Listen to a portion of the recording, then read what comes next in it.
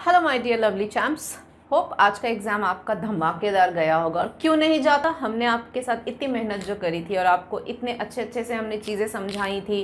खुशी की बात यह है कि जो जो चीज़ें बताई थी वो सारे क्वेश्चंस आपके जो हैं क्वेश्चन पेपर में हमें देखने को मिला। तो इससे तो यही पता चलता है कि आपने बहुत अच्छा पेपर किया होगा, ठीक है। और बस उस चीज़ को कंफर्म करने के लिए मैं आ गई हूँ आंसर की लेके बायोलॉजी का। आज का जो साइंस पेपर का था आपका, उसमें से जो बायो के जो क्वेश्चंस हैं उनका वीडियो सोल्यूशन लेके मैं यहाँ हाजिर हूँ। ये देख के आप और खुश हो जा सकते हो बिकॉज आपने ऑलरेडी अच्छा करके आप आए ही होगे। इनसे आपको क्या हो जाएगा, कंफर्मेशन मिल जाएगा, वो यस मैंने तो ऐसा ही किया है। क्यों? तो आगे बढ़ते हैं और देखते हैं कि आज के आपके क्वेश्चंस बायो के क्या क्या आए थे और उसके आंसर्स क्या हैं, ठीक है। So this is your SSE term 2 and question paper code हम ले रहे हैं 31/4/1, दैट इज सेट 1 का हम सॉल्व कर रहे हैं। तो देखते हैं। सो सेक्शन ए में 2 मार्क्स का क्वेश्चन था पहला, that this was the question, using height, tallness or dwarfness of a plant as an example, show that genes control the characteristics or traits in an organism। तो इसके लिए आपको बकायदा लिखना पड़ेगा, अच्छा खासा आपको लिखना पड़ेगा। यहाँ पे इसको मैं थोड़ा सा शॉर्ट कर रही हूँ and you have to just write answer. First वाला का आंसर क्या लिखना है, आपको लेना है ये, ठीक है, और यहाँ पर लिखना है ये टॉल और ये रहा ड्वार्फ का, ठीक है। और ये बकायदा थोड़ा सा एक्सप्लेन, क्योंकि 2 मार्क्स का है, बहुत ज़्यादा एक्सप्लेन भी आपको नहीं करना है, लेकिन 2 मार्क्स अपने को मिल जाए उसके लिए जितना एक टू द पॉइंट आंसर है वो आपको लिखना होगा यहाँ पे। तो आपको ये टॉल लिख दिया, ड्वार्फ लिख दिया। अब आपको ये बताना है कि 2 एलील्स मिलके एक कैरेक्टर को वो कर रहे हैं, मतलब टॉलनेस एंड ड्वार्फनेस। हाइट के लिए 2 एलील्स अवेलेबल है, मैंने ये आपको बताया भी था। फॉर हाइट 2 एलील्स अवेलेबल, ये 2 एलील्स हो गए, लेकिन दिस वे द कॉम्बिनेशन होता है और ये इस तरीके से कंबाइन होके दे give out the character. So always the pair of alleles makes up a gene और फिर दोनों के कॉम्बिनेशन से रिजल्टेंट रिजल्ट आता है। जैसे कि एक जो होता है वो फुल्ली दूसरे पे डोमिनेंट होता है, तो 1T इज इनफ फॉर, ये सारा आपको लिखना पड़ेगा कि इन सच के आपने ये बता दिया हाइट के लिए 2 एलील्स अवेलेबल हैं and these are the 3 ways by which these 2 allele combine to give out the phenotypic effect, ठीक है। और इससे टॉल हो जाते हैं, इससे ड्वार्फ हो जाते हैं, इससे भी टॉल होते हैं। और यहाँ इसको एग्जाम्पल लेके आप समझा सकते हो, या फिर यहाँ पे आप एक क्रॉस कर सकते हो। P1 कर दिया और ये हो गया एंड देन ये ले लिया, इसके गैमेट्स अपने आ गए। इससे भी आप समझा सकते हो कि F1 में सारे टॉल आए थे, ठीक है। सो F1 में ऑल टॉल। हालांकि ये क्रॉस वाला जो पार्ट है वो इसमें आ जाएगा, हालांकि इसमें बस ये है कि रेड कलर्ड वाइट कलर्ड वाला बात है। आप यहाँ पर टॉलनेस का ऐसे करके एग्जाम्पल लेके और फिर बता सकते हो कि ये इस तरीके से। अब जैसे 2 एलील्स कंबाइन हुए, बस ये लाइन आनी ज़रूरी है इस आंसर में कि 2 alleles when they combine together then they give out 1 effect. 1 character जो है वो उभर के तब आता है जब दोनों एलील कंबाइन होते हैं। तो ये आपके आंसर में आना चाहिए, fine. And 1 is dominant and the other 1 is recessive, so the dominant is enough to give out the phenotype. ये आंसर में आपके लिखना, बस थोड़ा सा लिखना है, दैट्स इट। इससे ज़्यादा कुछ लिखने की बहुत ज़रूरत नहीं होगी। सिमिलरली इसमें और ऑप्शन के बाद में कह रहा है कि ना cross between red coloured and white coloured flowers when plants with red colour flowers of F1 generation were self pollinated. Again आपको सिमिलर वे में करना है। मैं इसका कलर भी चेंज करके रेडी ले रही हूँ, ठीक है, और यहाँ कर दे रही हूँ इसका आंसर, ठीक है। इसका आंसर क्या करेंगे आप, सी रेड इज दिस और वाइट इज स्मॉल r, ये आपका वाइट हो गया। मैंने आपको सिखाया है सेम लेटर्स लेने हैं। अब इसमें F1 क्या हो जाएगा, आई विल जस्ट टेक, यहाँ ले लेते हैं, यहाँ पे अच्छे से करेंगे इसका। देखो R becomes the red and small r becomes white flowers. इनको क्रॉस करेंगे तो ये आ गए आपके पेरेंट्स, यहाँ पे आ जाएंगे आपके गैमेट्स, गैमेट्स में आ गया ये R और ये R, देन यहाँ पर आ गया F1, ठीक है, और ये हो गए ऑल रेड, ये आप F1 ले आए। अब आपको क्वेश्चन में क्या पूछ रहा है कि when plants with red colored flower of F1 generation were self pollinated, plants of F2 were obtained in which 75% of plants with red flowers and 25 जो थे वो white flowers थे। तो explain the inheritance of traits with the help of flow chart। तो हम वही कर रहे हैं। तो ये तो आपने F1 ले आए फ्लो चार्ट से। अब आप क्या करेंगे, आपको कहा जा रहा है ना प्लांट्स F1 के रेड जो फ्लावर्स थे, ये आपका P2 आ गया, ये आ गए आपके P2, इसके गैमेट्स, ये आ गया इसके गैमेट्स, ठीक है, और इसका F2 जनरेशन क्या आ जाएगा, capital R, capital R, capital N small, then again capital N small, then both small. तो ये देखो ये 75% आपके रेड हो गए। फिनोटिपिक देखें अगर, फिनोटिपिक ये 3 रेड एंड ये 25%, एक ही है ना, 25% यानी कि 1 वाइट, ये आपको क्रॉस करके दिखाना है। तो इस वाले क्वेश्चन में inheritance of traits in above cross आपको एक्सप्लेन भी करना है with the help of flow chart. तो आपको यहाँ पर यही बताना है कि dominance, recessive law of dominance explain करना है कि रेड जो है वो कम्प्लीटली डोमिनेंट ओवर वाइट होता है, और जब इसको क्रॉस करा तो F1 में तो सारे रेड आ गए क्योंकि R पूरी तरीके से इस पर डोमिनेंट था, लेकिन इसने भी अपना आइडेंटिटी लूज नहीं किया था, ये गैमेट फॉर्मेशन में था, बस ये अपने आप को पूरी तरह अपने आप को बस एक्सप्रेस नहीं कर रहा था, बट इट वाज प्रेजेंट। और फिर जब इसको सेल्फ पॉलिनेट करा देन आराम से सेग्रीगेशन हुआ and it easily segregated and formed the red white flower. ये करके आपको अपने एक्सप्लेनेशन में ये बात बताना रहेगा, ठीक है। सो 2 मार्क्स का क्वेश्चन है तो बहुत लिखना नहीं है, ये होना ज़रूरी है, और नीचे बस डोमिनेंस वाला कॉन्सेप्ट बताना है इसमें, ठीक है। नेक्स्ट क्वेश्चन देखते हैं। Next question talks about mention the functions of placenta. तो इसका आंसर 1 by 1 लिखना, और प्लेसेंटा का फंक्शन क्या है, न्यूट्रिशन, ठीक है, nutrition, disc like structure which helps in absorbing nutrition from mother's blood and passes on to the fetus। तो nutrition to fetus, and मैं शॉर्टकट में लिख रही हूँ बेसिक्स बिल्कुल, रिमूवल ऑफ CO2 या waste material, waste would be better, removal of wastes from the foetus, ठीक है। फीटस से न्यूट्रिशन फीटस को पहुंचाना और वहाँ से वेस्ट मटेरियल निकालना, CO2 वगैरह और जो भी दूसरे वेस्ट है वो निकालना, that is the job of placenta. Then the other one is fallopian tubes. तो आप ऐसे ही आंसर लिखा हुआ हो तो ज़्यादा बेटर है बच्चों, क्लैरिटी जितनी रहती है एग्जामिनर को चेक करने में उतना आसान होता है। सो फेलोपियन ट्यूब्स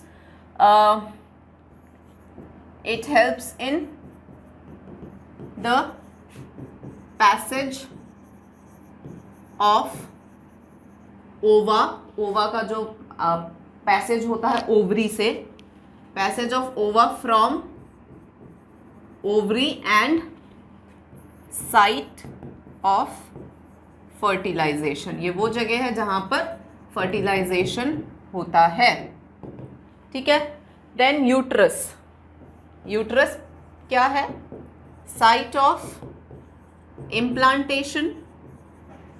यहाँ पर जो जाइगोट फर्टिलाइज्ड है वो इम्प्लांट होता है, site of implantation and development and embryonic development कर सकते हो। जो फर्दर डेवलपमेंट है जाइगोट का, पूरा एम्ब्रियोनिक डेवलपमेंट वो यूट्रस में ही होता है, ठीक है।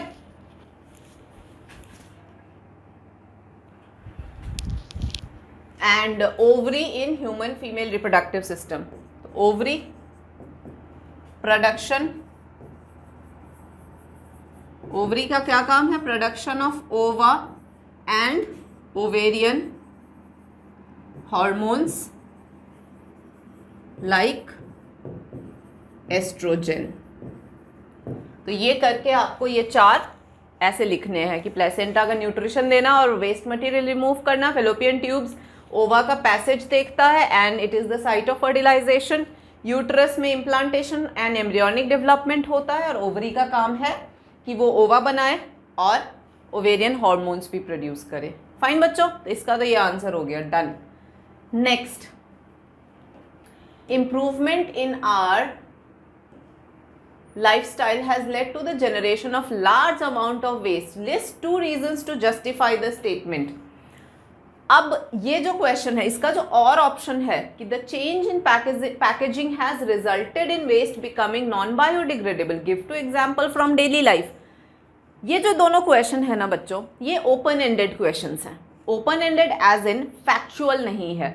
आप यहाँ पर जो भी आपके समझ में आ रहा है वो आप डाल सकते हो। यहाँ पे कोई फिक्स्ड लिखा हुआ जो रेलिवेंट होगा ना, अगर आपने वो डाल दिया है तो चल जाएगा। यहाँ पे ये ऐसा क्वेश्चन है, जैसे कि इससे पहले वाले जो क्वेश्चन करे हमने, जैसे फेलोपियन ट्यूब का फंक्शन बताओ, यूट्रस का फंक्शन बताओ, तो वो सब ऐसे क्वेश्चन है जो फैक्चुअल है, जो है सो है, आप चेंज नहीं कर सकते। ये दोनों ऐसे क्वेश्चन है जहां आपका जो डेली लाइफ की ऑब्जर्वेशन है ना वो काम में आ जाएगी। अंडरस्टूड? दोनों ऑलमोस्ट सिमिलर सा ही है, थोड़ा सा डिफरेंट है। पहला वाला तो कह रहा है कि लाइफस्टाइल इंप्रूव हुआ है, इसकी वजह से large amount of waste generate हुआ है, इसके लिए 2 रीजंस डेवलप करो। तो इसमें आप आंसर में पहले वाले का तो लिख सकते हो ड्यू टू मैरिजेस। आजकल कितने बिग फैट मैरिजेस होते हैं, तो उसमें ड्यू टू मैरिजेस कितने मतलब डिस्पोजेबल वो हो रहे हैं, डिस्पोजल जो वो होते हैं प्लेट्स, कप्स, तो उससे कितना वेस्ट जनरेट होता है, राइट? अगर उसकी जगह स्टील, मतलब जो बर्तन वगैरह नॉर्मल यूज़ कर ले हम, तो वो क्या वॉश करके वापस रखवा देंगे। बट अब डिस्पोजल प्लेट्स हो गए, कप्स यूज़ हो गए, इससे कितना वेस्ट जनरेट, सब तो डंप करते हैं, तो इससे कितना वेस्ट जनरेट हो जाता है, राइट? तो इस तरह का आप कुछ भी 2 रीजंस यहाँ पर लिख सकते हो, ठीक है। एंड ऑल्सो मैरिजेस हो गए, पार्टीज हो गए, इतना ज़्यादा बढ़ गया है ये, तो ये सारा लाइफस्टाइल के इम्प्रूवमेंट की वजह से ही तो हो रहा है ना। नॉर्मल हम लोग पुराने कुल्हड़ और इन सब में, जैसे ट्रेन में भी डिस्पोजल, ट्रेन्स का भी दे सकते हो। ट्रेन्स का तो आपकी बुक में लिखा हुआ भी है कि ट्रेन्स में भी डिस्पोजल लिखा है मैंने, डिस्पोजेबल प्लास्टिक कप्स यूज़ करते थे, फिर पेपर कप्स आ गए, कुल्हड़्स आ गए। बट इन चीज़ों से क्या है, बढ़ा ना नॉर्मल जो वेस्ट तो जो लोग प्रोड्यूस करते हैं, लेकिन लाइफस्टाइल बेटर होने की वजह से भी दुनिया भर के वेस्ट जनरेट होते हैं। तो ये कोई भी 2 एग्जाम्पल आप बच्चों जो आपके भी समझ में आए, जिससे ज़्यादा वेस्ट प्रोड्यूस हो रहा है, आप यहाँ लिख सकते हो। इसका कोई फिक्स्ड आंसर कि यही लिखना है, थैंकफुली ये नहीं है।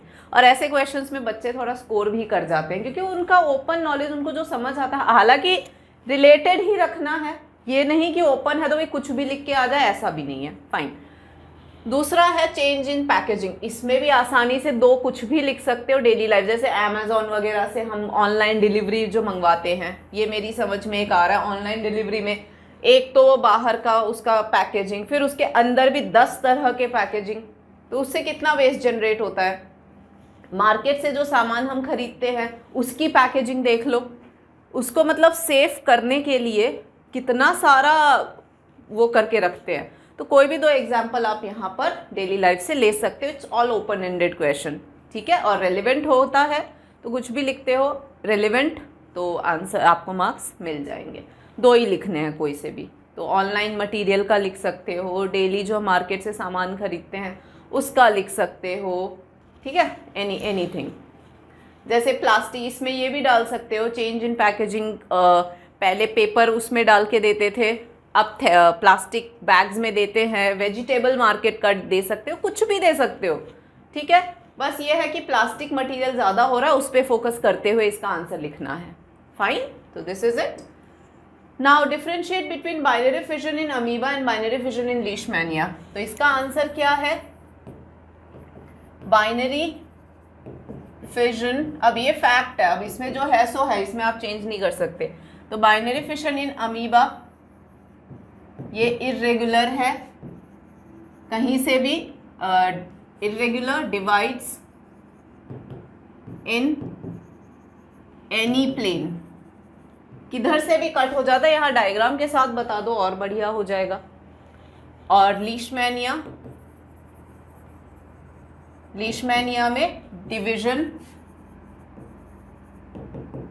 डिवीजन फिशन जो भी डिवाइड वो हो रहा है इन अ डेफिनेट प्लेन, मतलब प्रॉपर डेफिनेट प्लेन में होता है, ठीक है। आपको मैंने पढ़ाया था ना, इरेगुलर, ट्रांसवर्स, लॉन्गिट्यूडनल, तो इसका प्रॉपर डेफिनेट प्लेन में होता है।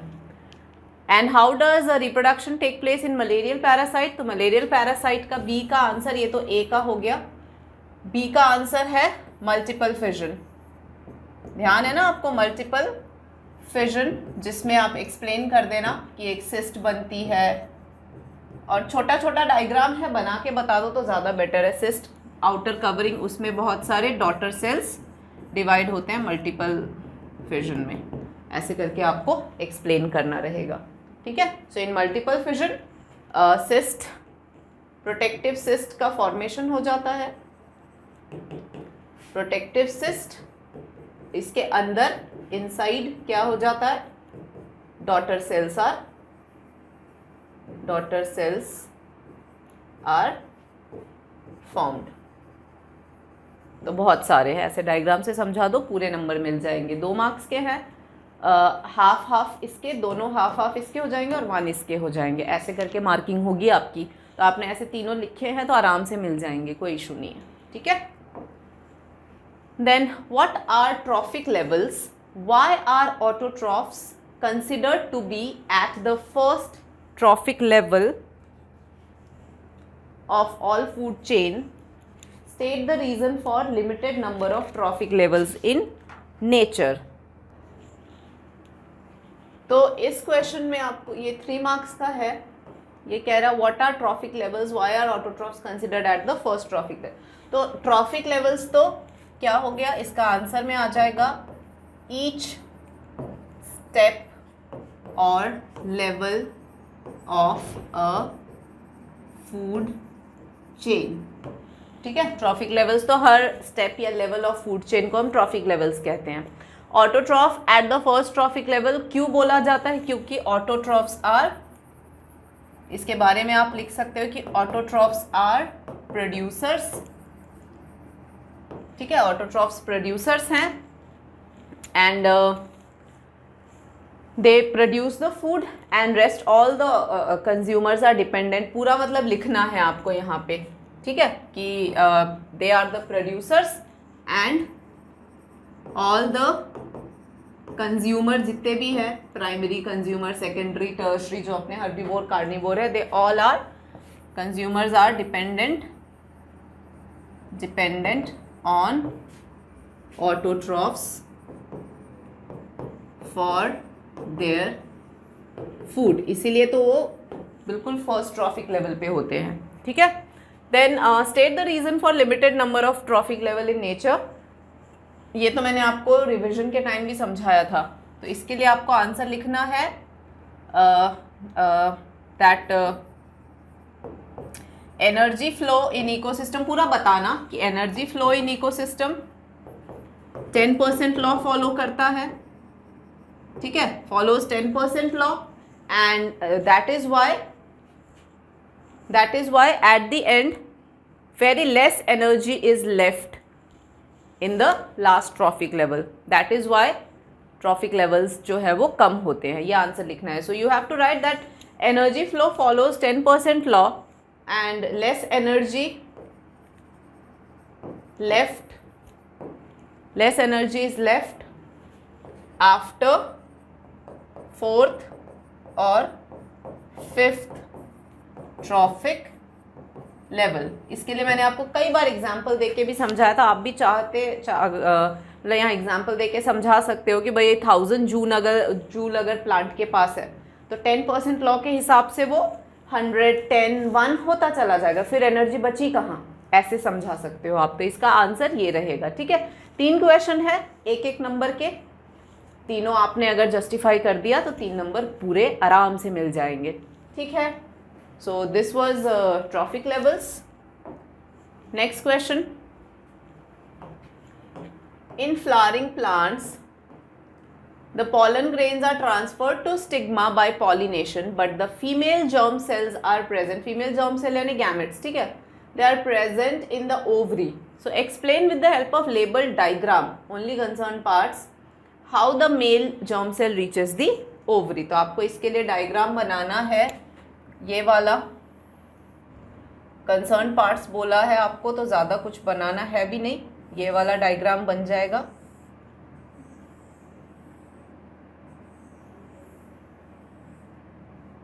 ठीक है, और इसमें ये स्टिग्मा बनेगा, स्टिग्मा पे ये पॉलन ग्रेन्स आ गए, ये दिखाना है आपको और इसकी प्रॉपर लेबलिंग करनी है। So this is the stigma, this is the style, this is ovary, ये आ गया ओव्यूल, इसके अंदर यहाँ पर ये एग सेल बैठा है,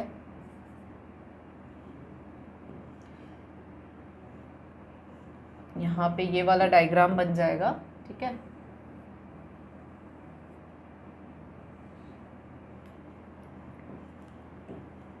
यहाँ पे 3 ये एंटीपोडल सेल्स, तो ये एग सेल है, this is the main thing. इसको मैं थोड़ा मोटा कर देती हूँ कि इस तक पहुँचना है मेन। तो पॉलन ट्यूब जो है, यहाँ से पॉलन ट्यूब आपको दिखाना होगा कि this is how the pollen tube enters. ठीक है, इस तरीके से पॉलन ट्यूब की एंट्री दिखानी है, इसमें मेल गैमेट्स ये ऐसे करके दिखाना है और ये मार्क करना रहेगा। अब जैसे इसको मार्क कर दो, ये हो गया पॉलन ट्यूब, ये दोनों मेल गैमेट्स। ठीक है, तो आपको ये भी 3 नंबर का है, ये पूछा जा रहा है कि explain with the help of a diagram. अब एक्सप्लेनेशन इधर लिख देना आप कि how the male germ cell reaches the ovary, तो ये आपको बताना है। यहाँ पे एक्सप्लेनेशन पूरा ये डायग्राम के साथ लिखना है यहाँ पर, दैट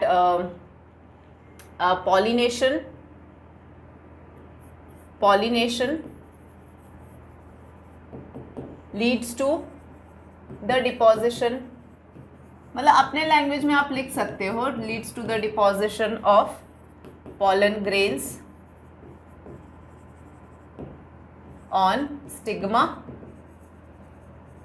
ठीक है, एंड ऑन द स्टिग्मा पूरा लिख देना that a pollen tube develops which carries the male, यहाँ पे लिख सकते हो, देन पॉलन ट्यूब डेवलप्स। मैं बस की पॉइंट्स लिख रही हूँ, आप समझ जाना उसी से। Pollen tube develops, carries both the male gametes towards the female gamete।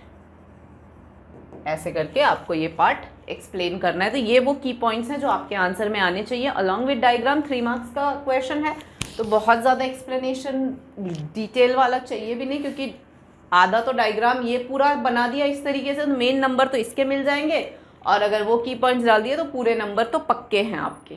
ठीक है, तो ये करना है आपको। Now very important case based question 4 number का है। ठीक है, तो ये केस बेस्ड में क्या बता रहे हैं आपको कि sex of an individual is determined by different factors in various species. Some animals rely entirely on environmental cues, while in some other animal, individual can change their sex during their lifetime, indicating that some species sex is not genetically determined. but in human beings the sex of an individual is largely determined genetically. तो अब इस पे based आपको ये questions, या तो ये question पूछ रहे हैं या फिर ये करना है आपको, ठीक है। तो पहला क्वेश्चन है, इजी सा है, कि in what way are the sex chromosomes X and Y different in size, name the mismatched pair of sex chromosome in human. तो इसमें आपको लिखना है एक्स इज बिग या फिर लार्ज, थोड़ा बड़ा, you know it's bigger in size than the, दूसरा वाला कौन सा था, वाई क्रोमोसोम, ठीक है। सो ये वाला बिग या फिर लार्ज, या फिर आपकी एनसीईआरटी में इसको नॉर्मल साइज्ड बोला है, ऐसे कर सकते हो।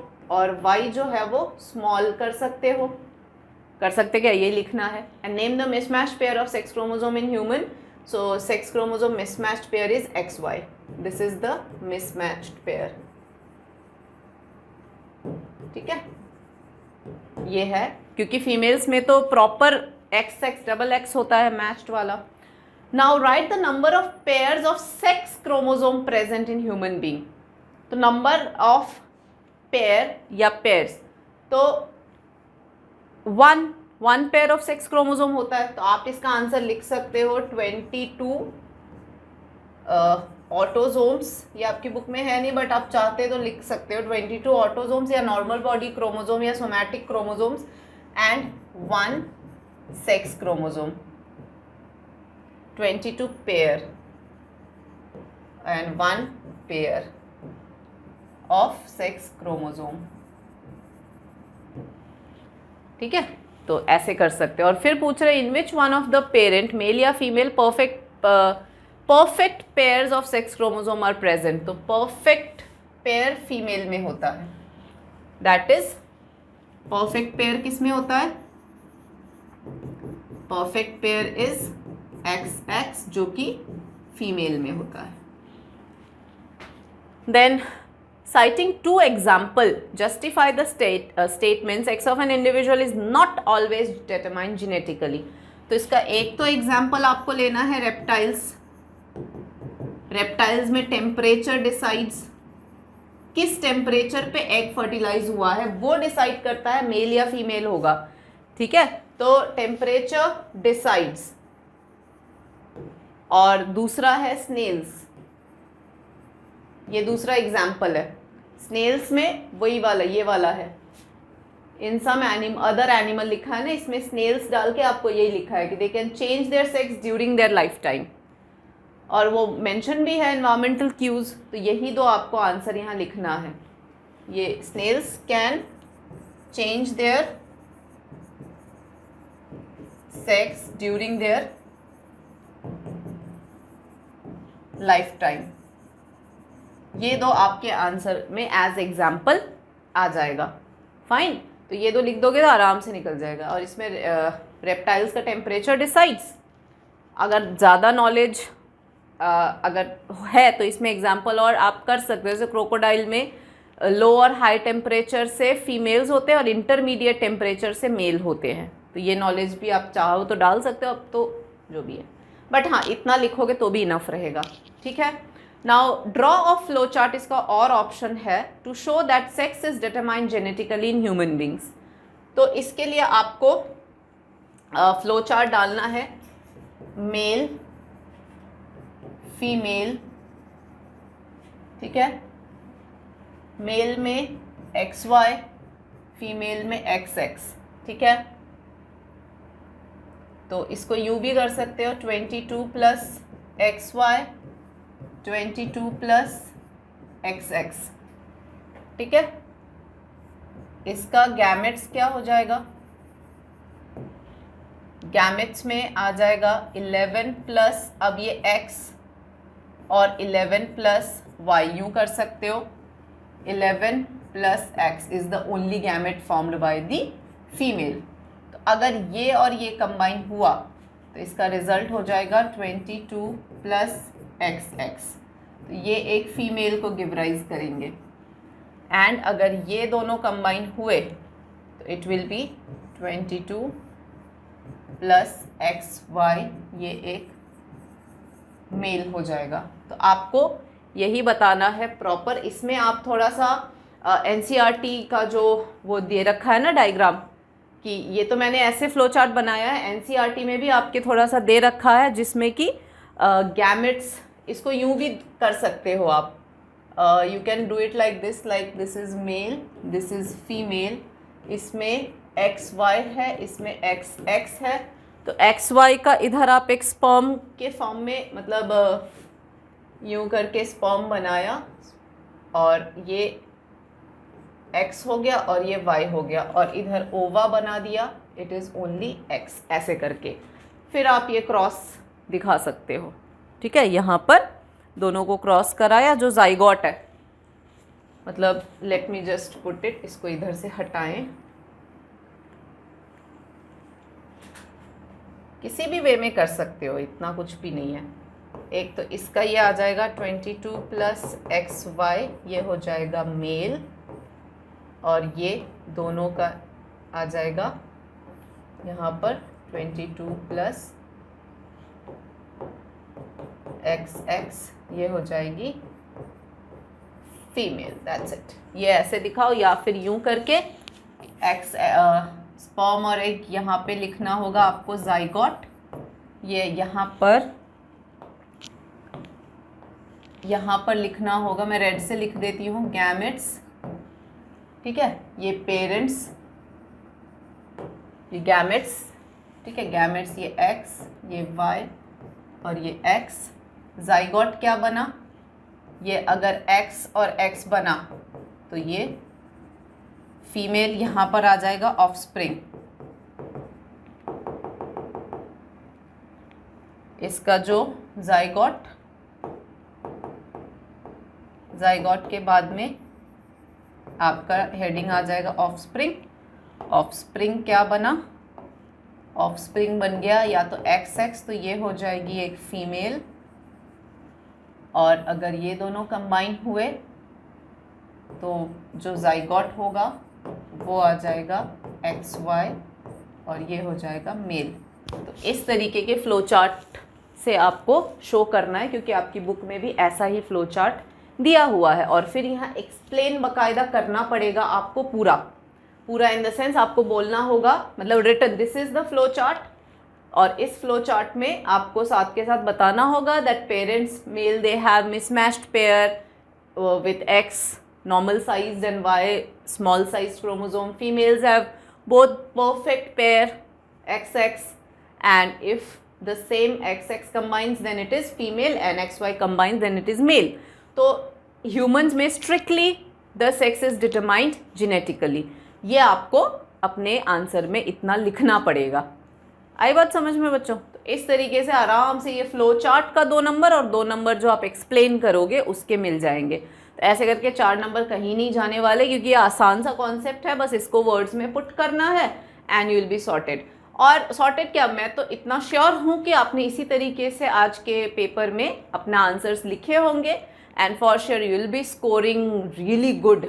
I am really hopeful for that, and I wish you all the best. और आप आगे पढ़ते रहिए और ऐसे ही अच्छा अपने एग्जाम्स देते रहिए। With that wish, it's a goodbye children, take care, see you next time.